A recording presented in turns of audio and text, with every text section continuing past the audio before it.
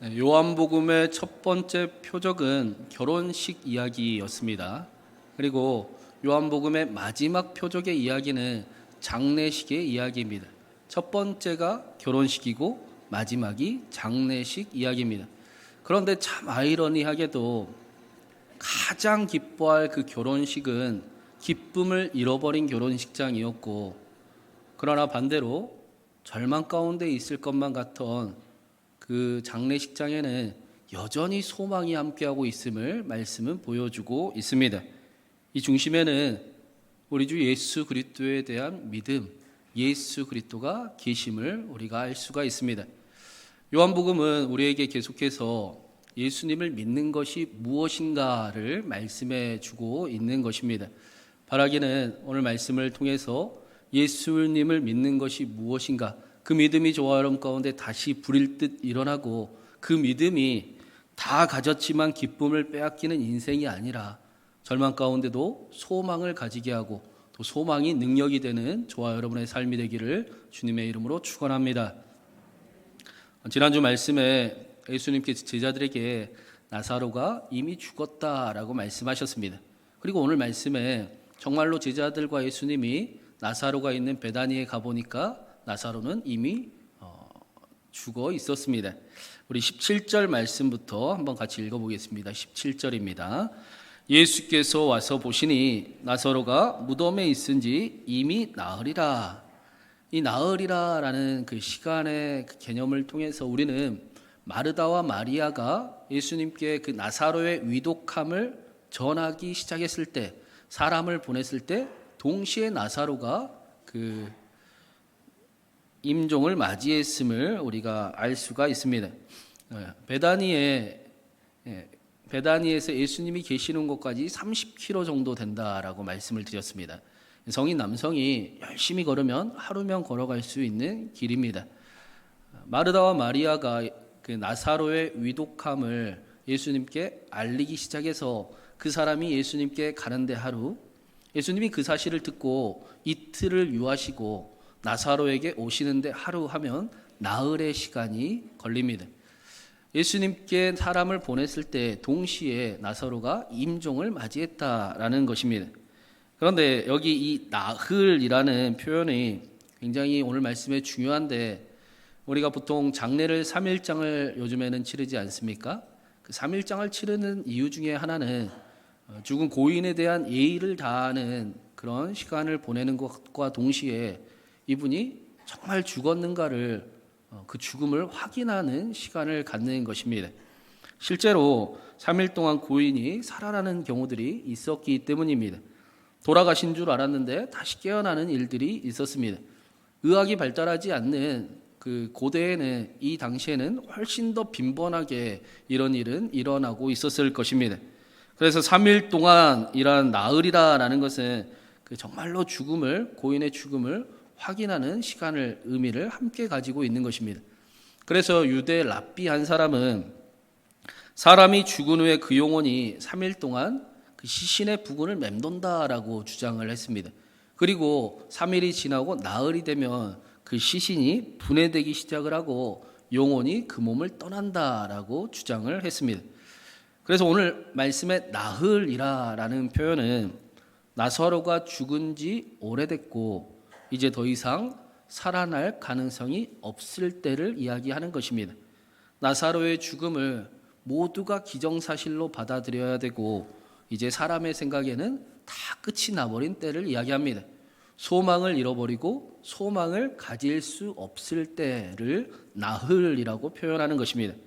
그런데 오늘 말씀에 그렇게 소망을 다 포기해야 되는 그때에 여전히 소망을 잃어버리지 않는 한 여인의 이야기가 나오고 있습니다. 우리 20절 말씀도 한번 같이 읽어보겠습니다. 마르다는 예수께서 오신다는 말을 듣고 곧 나가 맞이하되 마리아는 집에 앉았더라. 오빠의 장례 중이던 마르다가 슬픔 가운데 있다가 예수님이 오시다라는 이야기를 듣고 예수님을 마중을 나갔습니다. 그런데 오늘 함께 읽지는 않았지만 30절 말씀해 보면 예수님이 마을 밖에 있었다라고 말씀을 하고 있습니다. 마르다가 예수님을 마중 나간 것이 그저 집 문 앞에 마중을 나간 것이 아니라 마을 밖에까지 예수님을 만나러 마중을 나갔다라는 것입니다.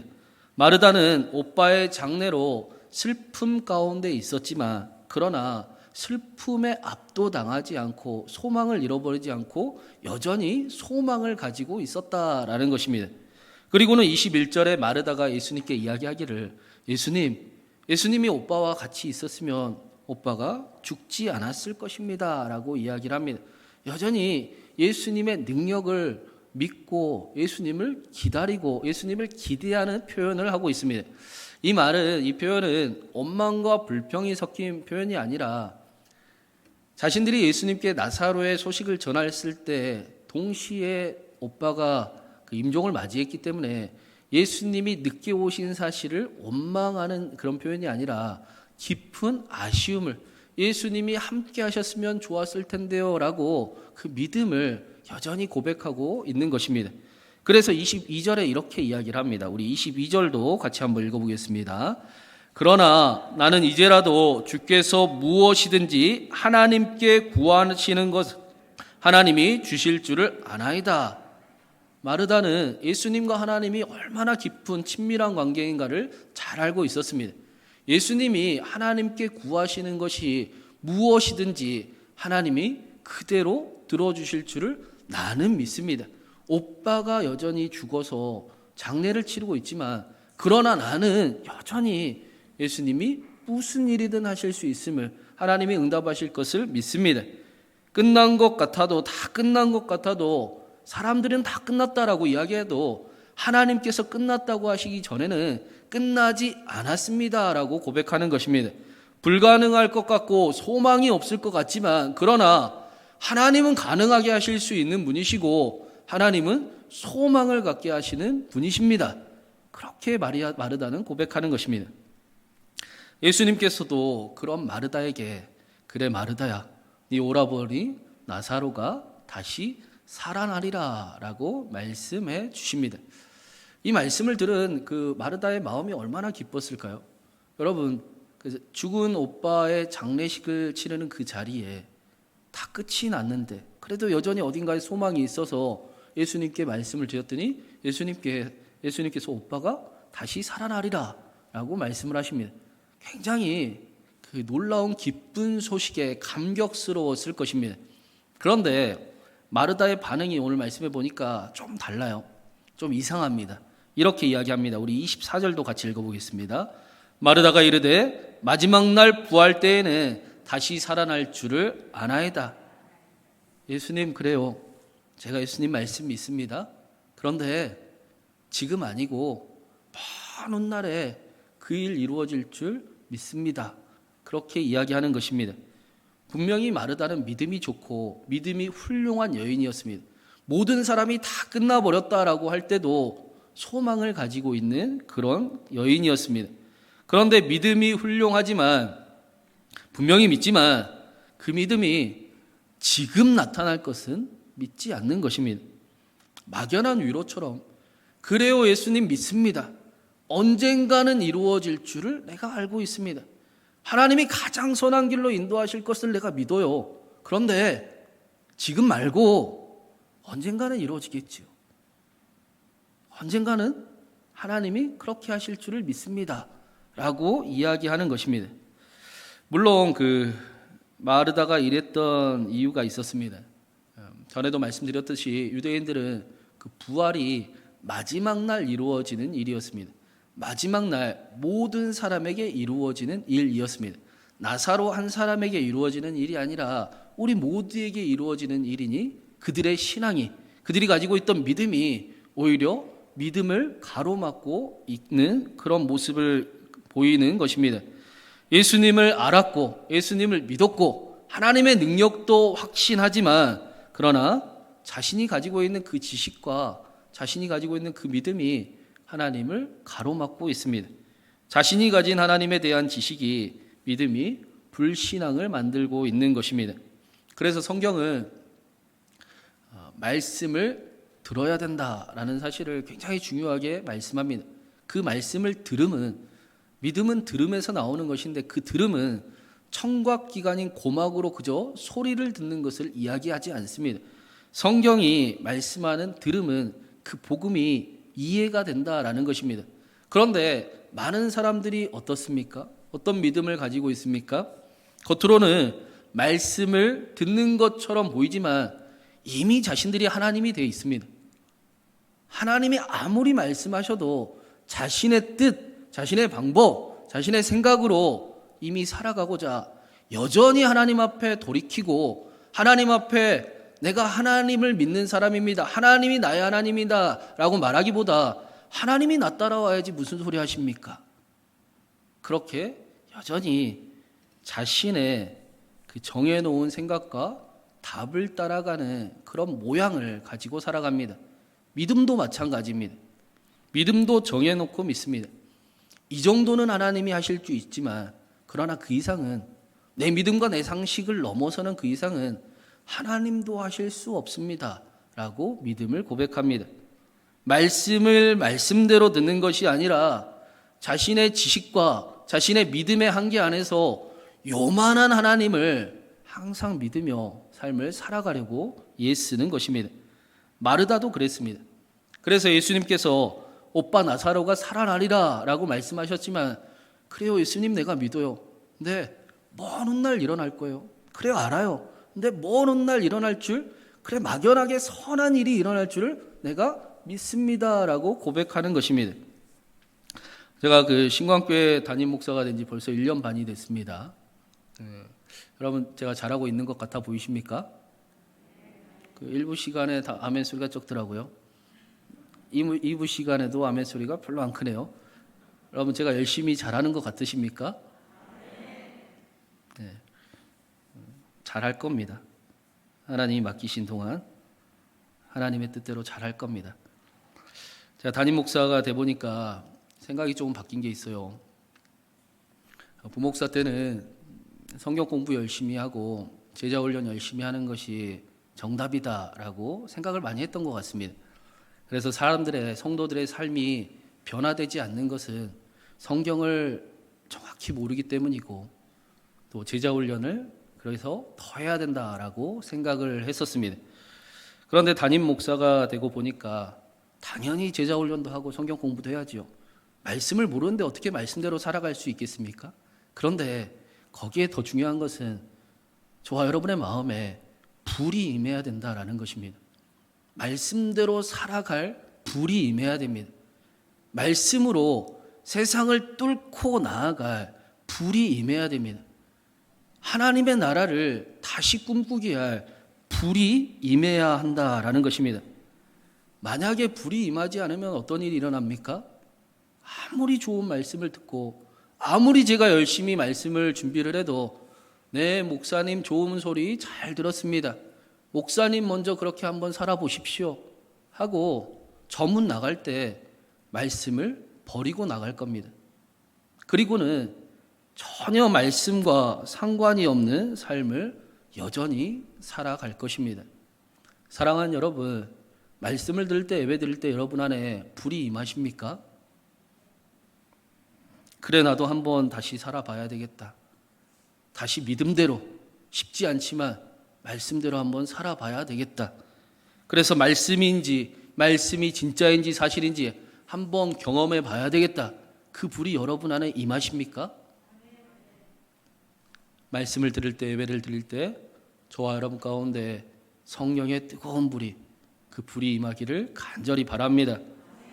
말씀대로 살아가 볼 불이 말씀으로 삶을 돌파해 나갈 불이 저와 여러분 가운데 뜨겁게 임해서 언젠가 막연히 언젠가는 이 아니라 지금 하나님이 저와 여러분과 함께 계시고 저와 여러분의 기도를 들으시며 저와 여러분 가운데 그 응답하시는 하나님과 함께 살아가는 기쁨이 능력이 저와 여러분 가운데 함께 하기를 우리 교회에 충만하기를 주님의 이름으로 축원합니다.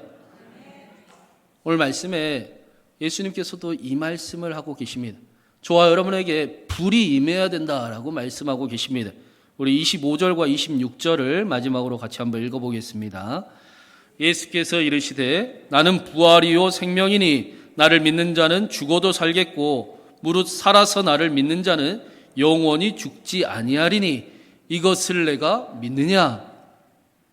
예수님께서 나는 부활이요 생명이다 라고 말씀을 하십니다. 말씀을 자세히 보면 부활이 먼저이고 생명이 나중에 나오고 있습니다. 여러분, 부활을 하려면 가장 먼저 반드시 이루어져야 되는 일이 있습니다. 여러분, 무슨 일이 나타나야 부활을 할 수가 있습니까? 죽어야 부활할 수 있습니다. 죽은 자만 부활할 수 있습니다. 예수님이 나는 부활이다 라고 말씀하시는 것은 내가 너를 위해 죽을 것이다. 내가 너를 위해서 죽음을 감당할 것이다. 그 죽음을 절대 거부하지 않을 것이다.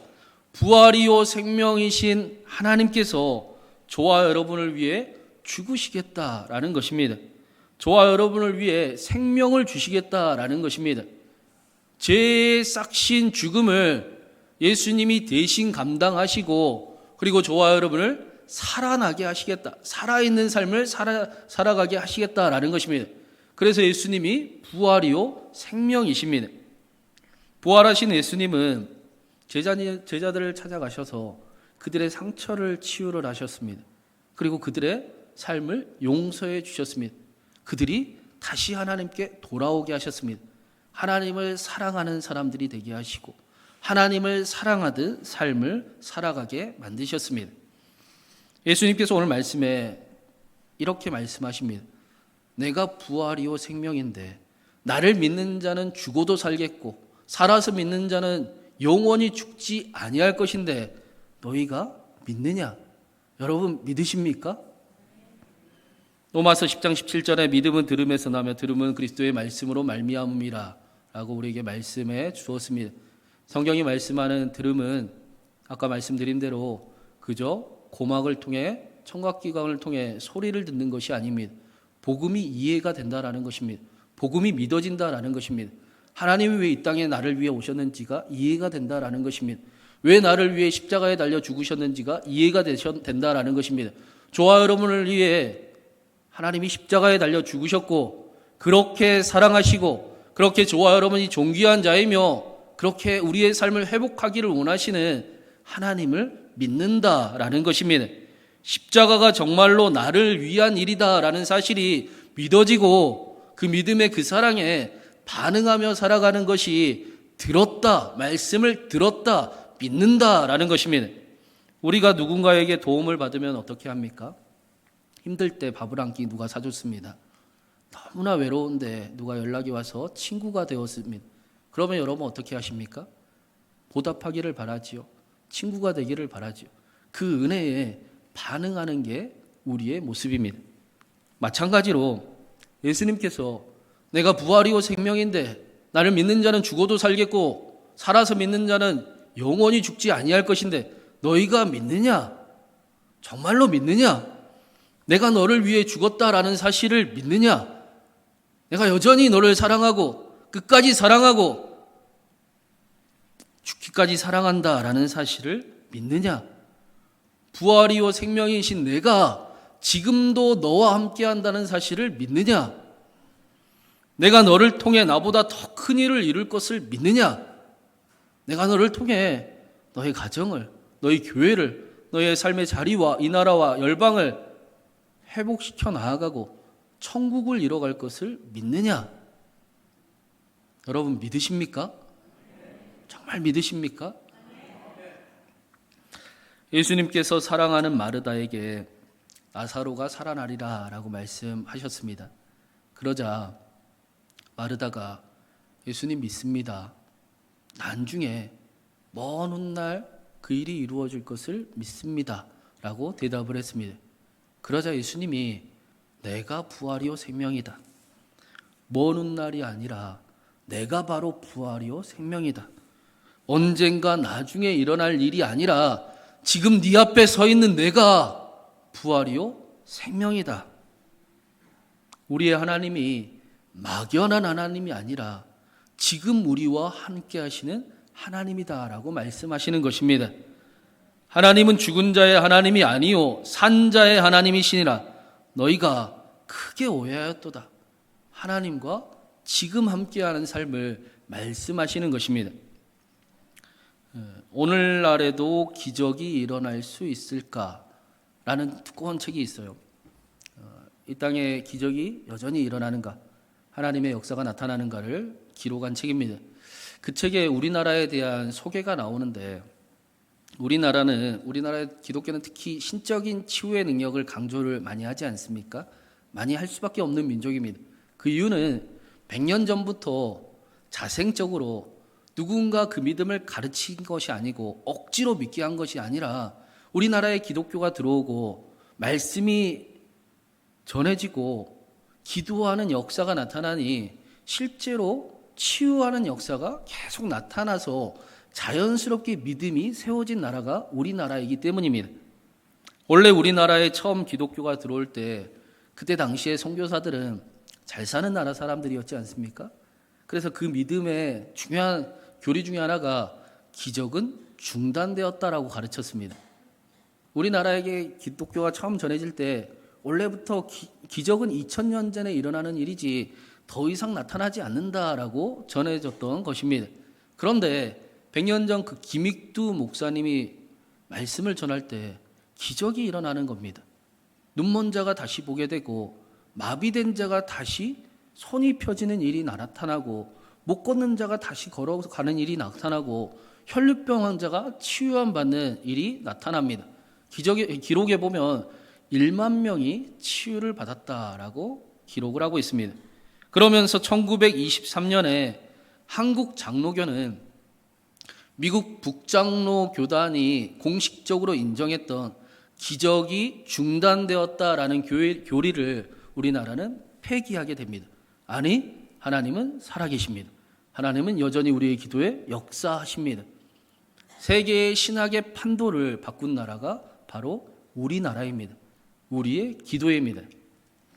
지난주에 그 3부 예배 때 제가 앞에서 찬양을 하는데 저희 둘째 딸 안나가 5층 창문에 이렇게 혼자 서서 이렇게 딱 쳐다봐요.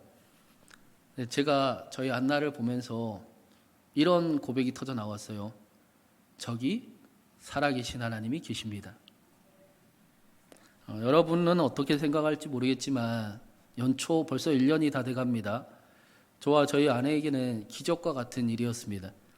처음에 태어나자마자 신생아 중환자실로 가고, 그리고 의사들이 하는 말이 아무것도 모르는데요. 그냥 처치를 해야 된대요.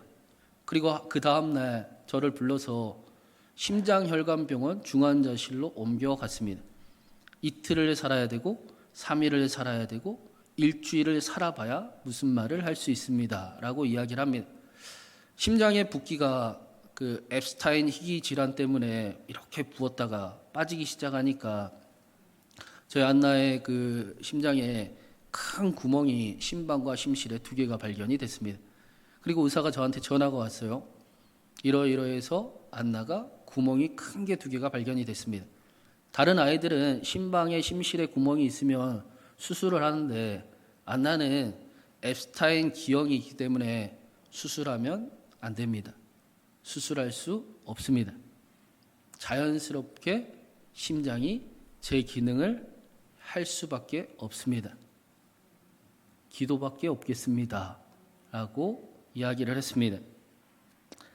74일을 중환자실에 안나가 혼자 있다가 깨어있는 시간이 별로 없었지요. 계속 인공호흡기를 숨을 잘 못 쉬니까 인공호흡기를 끼고 있고 수면 마취를 괴로우니까 계속하고 있고 태어날 때 몸무게는 겨우 4kg가 조금 넘어서 3.4kg에 태어났는데 겨우 2달 동안 4kg를 조금 넘어서 퇴원을 했습니다. 그런데 그 중환자실에서 수술하지 않고 정말 약만 먹고 아무런 치료 처치를 하지 않고 퇴원한 아이는 별로 없습니다. 아무 일도 없이 이렇게 건강하게 자라난 아이는 별로 없습니다. 하나님이 우리의 기도를 들어주셨습니다. 하나님이 살려주셨습니다. 저 위에 안나가 이렇게 웃으면서 쳐다보는데 제 안에서 그랬어요. 저기 살아계신 하나님이 계십니다. 살아계신 하나님이 저와 여러분과 함께 계십니다. 살아계신 하나님이 저와 여러분의 기도를 분명히 들으십니다. 막연하게 응답하시는 것이 아니라 지금 여기서 응답하십니다. 사랑하는 여러분, 어떤 기도 제목을 갖고 계십니까? 말씀이 들리면 말씀에 반응하는 것입니다. 말씀을 붙잡고 기도하십시오. 말씀이 여러분을 말씀대로 믿음대로 기도대로 나아갈 수 있도록 저와 여러분의 삶 가운데 이 시간 함께 기도하는, 그래서 하나님의 그 역사가 막연하게 언제가 아니라 지금 여기서 나타나는 놀라운 역사가 저와 여러분 가운데 함께 하기를 간절히 바랍니다. 말씀대로 살아가 볼 불이, 말씀을 버리고 살아가는 삶이 아니라 말씀대로 살아가 삶의 이야기를 돌파해보고 자기 자신도 좀 이겨보고 욕심으로 태어난 인생이 아니라 하나님 위에서 태어난 인생이라고, 하나님의 자녀임이 자랑스럽다고, 그래서 저와 여러분의 가정과 저와 여러분의 삶의 자리를 하나님의 나라로 이루어 가시는 그 하나님을 경험하는, 천국을 경험하게 하시는 놀라운 하나님의 은혜가 저와 여러분 가운데 지금 임하기를 주님의 이름으로 축원합니다.